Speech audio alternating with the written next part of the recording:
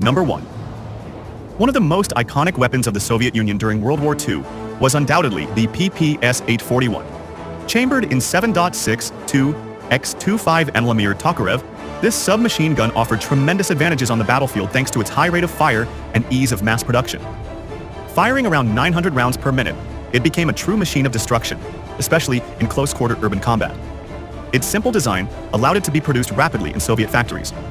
With over 6 million units manufactured, it was almost always found in the hands of Red Army soldiers on the Eastern Front. In fact, German troops often preferred to use captured PPS-841s over their own weapons. It kept working in mud, snow, and freezing cold. With low recoil and high effectiveness, it was favored by both inexperienced recruits and hardened veterans alike. The PPS-841 wasn't just a weapon, it became a symbol of Soviet resistance and mass warfare. Number 2. Although designed in the late 19th century, the Mosin Nagant M91/30 was still the backbone of the Soviet infantry during World War II.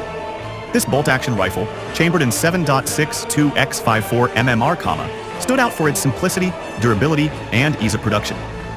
With a 5-round internal magazine, it may have seemed outdated, but in skilled hands it was deadly accurate.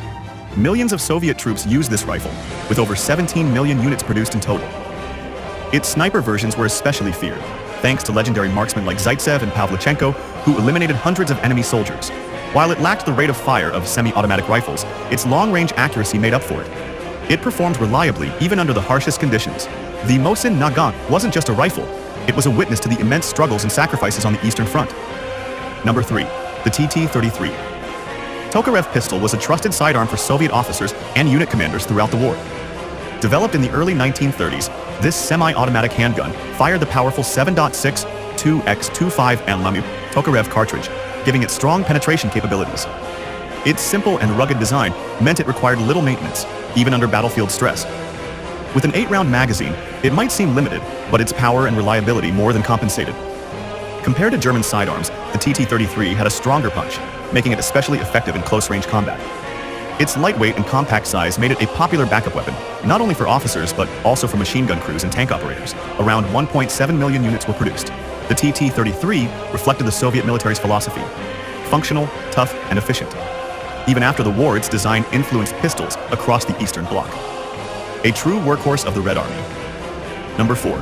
The DP-27 was one of the most widely used light machine guns in the Soviet arsenal. Firing the powerful 7.62x54 mmR cartridge, it delivered solid firepower on the battlefield.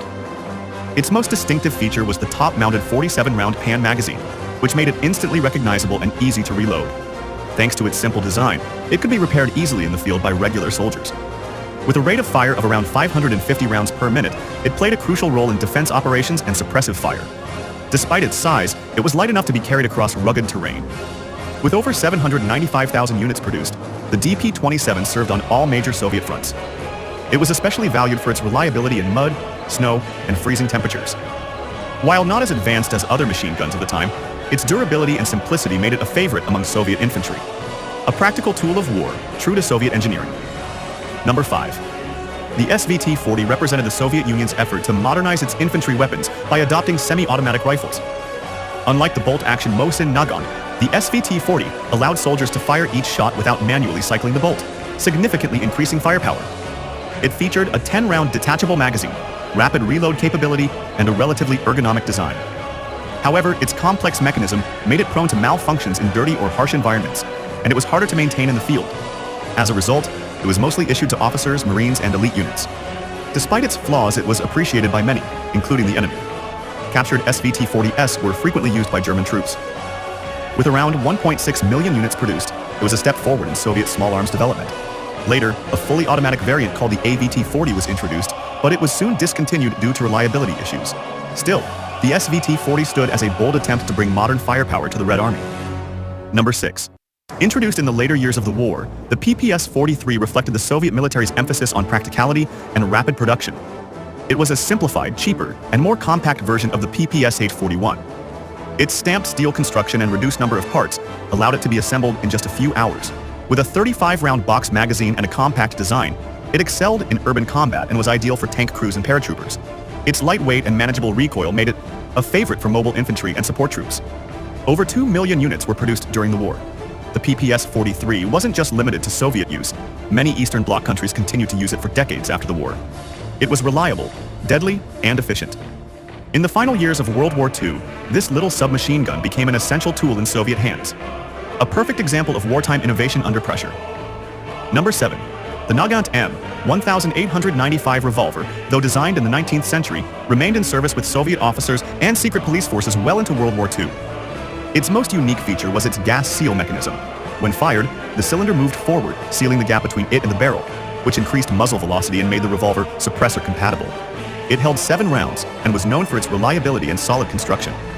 Despite newer pistols like the TT-33 entering service, the Nagant remained in use, especially among NKVD agents and other internal security forces. Around 2 million were produced, and the revolver became a quiet but deadly tool in both military and covert operations. Its simplicity made it ideal for field use, and its history gave it a sense of legacy. Today, it's regarded as a piece of living history, a bridge between Imperial Russia and the Soviet era, still found in museums and private collections around the world. Number 8. The Maxim M1910 is one of the oldest yet most effective machine guns used by the Soviet Union during World War II. Based on the original Maxim design, this version featured a water-cooled barrel and a wheeled mount, making it suitable for static defense positions. Capable of firing up to 600 rounds per minute, it delivered devastating firepower, especially in trench and defensive warfare. Its water jacket allowed for continuous fire without overheating, giving Soviet forces a major advantage in prolonged engagements. Though heavy and cumbersome, its reliability and firepower made it indispensable. Soviet troops often mounted it on sleds or wheeled carts to transport it across snow and rough terrain. Over 600,000 units were produced, and it was used on nearly every front. Despite being an older design, the Maxim proved that with the right deployment, even century-old weapons could still dominate the battlefield. A true iron beast of Soviet firepower.